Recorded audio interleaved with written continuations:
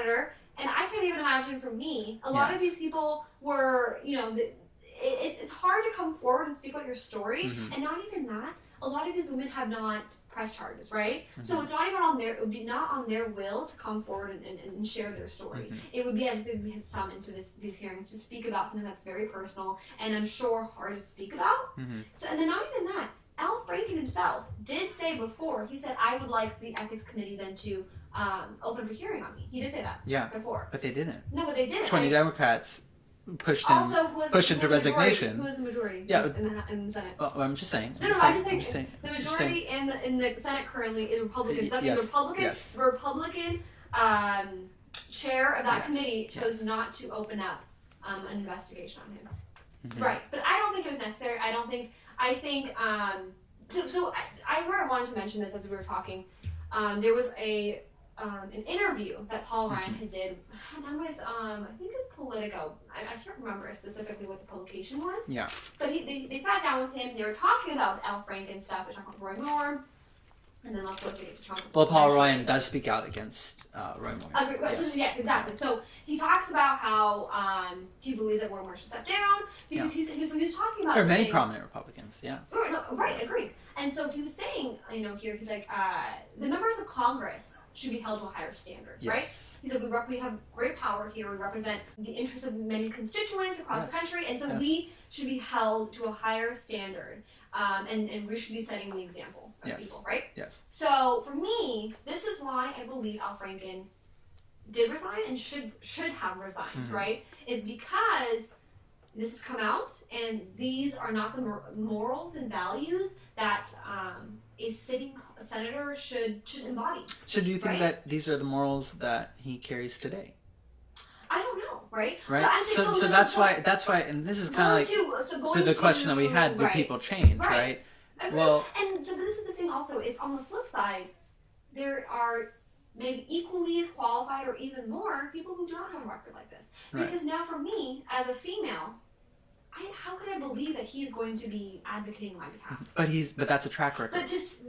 Right. He's set that track record. But at the same time, and to kind of for the Democrats to throw that out the window. To have the mentality, and then but is it the mentality that Hillary Clinton? How many times did she change her opinions throughout her life? That, right? But Hillary Clinton did not, sexually harass somebody. Yeah, right. Or to make someone feel so can somebody feel bad about that and kind of empathize and get over it, right? And I'm not saying like get over it in a bad way. I'm just saying like they themselves have, like you said, look, this is a dark history of my past. I'm closing that chapter. I need to move on. And maybe that's why he He wasn't honest with it, right? So he never. Why was so? Also, I think we can also include in this conversation that like this knowledge was kept from us, right? Was kept from us. It was not. Maybe we would be having a different conversation if he had come forward and said, "This is my background, but you know what? This is not who I am right now," and let's go forth. Well, see, that's the problem with all politicians, right? If you have skeletons in your closet, you're not going to open it up. Well, I think some people, I'm sure there are people who have come forward and they have, there was a congressman who was running and said he had cheated on his wife, and they had been okay with it. Well, I have a stance. If I ever run for president, I will make sure that if any question is presented to me, that all my skeletons are out of the closet, because I'd rather want the constituents to know and that's fair, what type of person I am. For any type of political office, not just presidency, but like for any political office, I think that the people do deserve to hear. Because remember, people in Congress, people in the executive branch, judiciary branch, they're held to a higher standard. These are our leaders. These are not the common folk. And so I do agree with you completely that this would have been a very big conversation. It would have been a different shift had he said, when he ran in 2009, 2010, that look, this is what has happened in the past. Do you still entrust me in this position? And so that's what it is. But also at the same time, I just have, again, I believe that people change. I do truly believe that. Age, good. Experience I agree change you, and the more you get to know people, whatever. So I'm glad we can agree on this. No, agree. Yes, completely. We can definitely agree on this. I think we disagreed on the fact that I say that Democrats use this as a stunt, but I think we agree on everything else. At the end of the day, it can definitely be seen that Democrats can now losing in this side of things, right? A trusted, incredible, person. Democrat. We just lost a really incredible. Yeah. Well, let's talk about Roy Moore. Yes, let's. Okay, so one more thing. I remember I was watching a live stream or something of this speech. And there were still a lot of his constituents who were saying, no, just stay. Just stay, yeah. And because people say that. Like, if the people of Minnesota wanted him out, then they would be the ones out, trying to get him out. And so it's interesting, you think about, and I'm sure maybe even... Because he's done good for them. Right. So you're like, okay, well, he's still fighting for us and still fighting for the good fight. But also then it goes back to the privilege of being able to serve in the Senate. It's a privilege and an honor, and it should only be given to people who deserve it, right? Yes. Well, look at this man over here. Does he deserve to be in... Definitely not. I was reading... I have actually a friend of mine who's I have four friends who are down in Alabama right now. That are working on his campaign? Not his Doug James. Doug James. The Republican, the Democrat who's running for the... There's so much to say about this situation right now.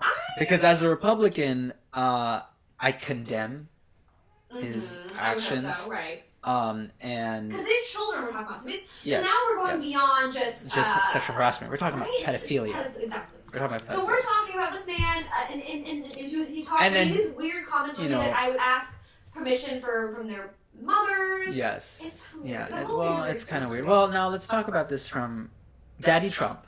Just yesterday, tweeted in support of Roy Moore. Well, of course. Endorsing his campaign. Right. Well, of course. There's a statement. There's a statement. There's a statement in Urdu. In the statement in Urdu, "Chor chor ko janta hai." And it means in English that a thief knows another thief. Yes. Now, I'm not saying like he's a thief, but I'm saying a sinner knows a sinner. Right. So, it's kind of mind-baffling because you have now Donald Trump with, the Access Hollywood tape and whatnot, and we know his track record with women has not been the fanciest. Everyone can accept that. And now Roy Moore, it's like, oh, wow, y'all are butt buddies, this was bound to happen that you were going to support his campaign. But the sad part about this is that how Alabamians, how they feel about this, because they're tore down the middle. If you really listen to actual citizens from the state, some people come to his defense and play the God argument that, go back in the Bible and Joseph and Mary, Zechariah and this. They play the God argument and they say, hey, look, that there's been the age gap all along. It's okay. He got mother's permissions. It's fine. I've heard the opinion that people change. Maybe it's between him and his good Lord. And if he's a good man now, I'm glad to have him in office. And then other people that are like just astonished that, hey, like, Senator or like Paul Ryan, like Senator John McCain, Mitt Romney. There have been, I think, 9 prominent Republicans that have stepped down from the race. This is not for you to run. Totally. And then Al Franken just recently coming out and saying the irony of the situation is that we have a man in Oval Office and this man who will most likely win. Will most likely win, unfortunately. Because Alabama is in the South. Is in the South. So it's a red state. So the sad part of all of this is he's going to probably win. And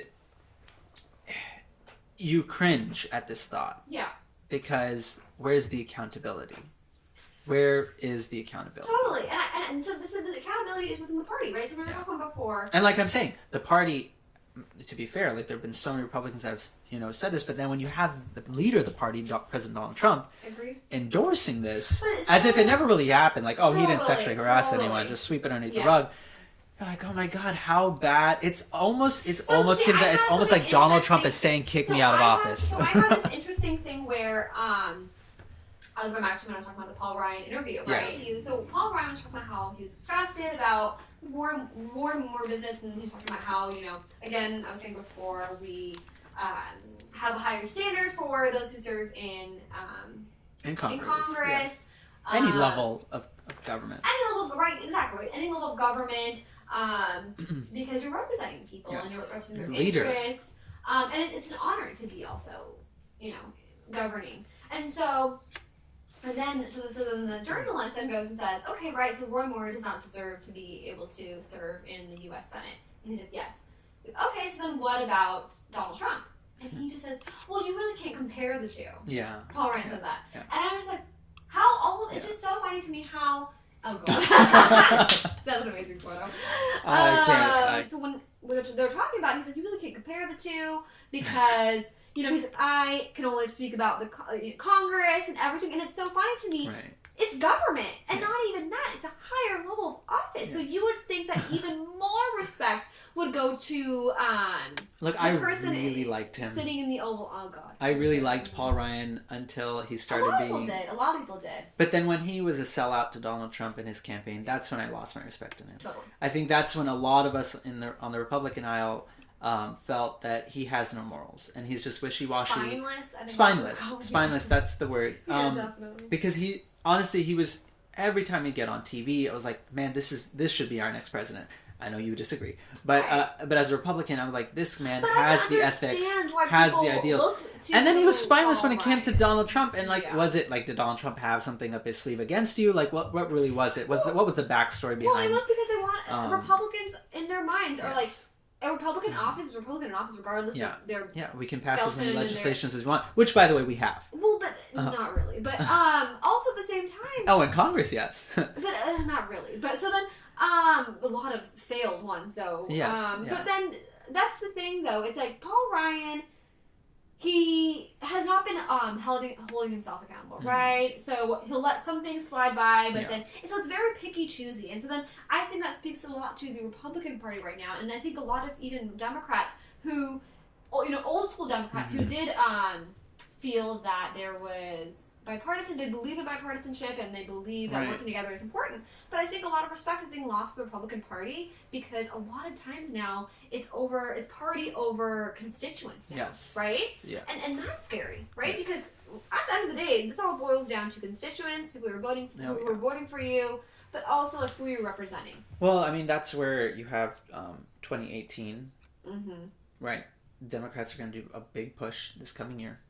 Right, we have some great seats up. And you guys do have some great seats. I don't think that's... And really incredible candidates, too. So, I mean, good luck to you all. Best luck, I don't hate Republicans. No, of course. And we're not saying about hate either. I'm just saying that there are some good Republicans in Congress that aren't speaking out. Totally. And I'm in dismay. Because, whether you're far right or whether you're moderate Republican, etc. So if you live in Orange County, yes, and I do. Orange County is traditionally Republican. You're Belinda. We're a red block. Oh, I actually know a candidate running there. She's really great. Oh, nice. I actually almost worked for her campaign too. Oh, interesting. Obviously a lot of those seats in Orange County are up in 2018. Yes. And it's looking good for Democrats to be able to pick up some seats because Orange County is... Not if I start helping the campaigns. Well, so that's the thing also, right? It's important. So I think this is an important question I want to ask you. But going back to it, we're saying really... So it's looking really good for 2018 for hopefully Democrats because... What I'm talking about more is a lot of people who weren't necessarily involved in public office or don't have a political background are stepping up and deciding to run themselves, right? And I can see that a lot of Democrats who live in Orange County, so the candidate that I was speaking about, she lives, I don't know if you live in the 39th Congressional District. That is my congressional. Perfect. Yes. So she's running in the 39th Congressional District. She is a Vietnamese refugee. Okay, so she was really young. She went to med school. Oh, wow. I believe it was in Princeton. She went to Princeton Med School, I believe. It was an Ivy League, and then did her residency in Stanford, and then became a pediatrician. Oh, wow. She's a practicing pediatrician, and is a 2-time breast cancer survivor, and had a kid at like 42. So this woman has had a long life, has been through a lot of struggles, right? When she moved here, she had like 6 siblings, and her parents hadn't moved here yet. They lived in a small apartment in San Francisco.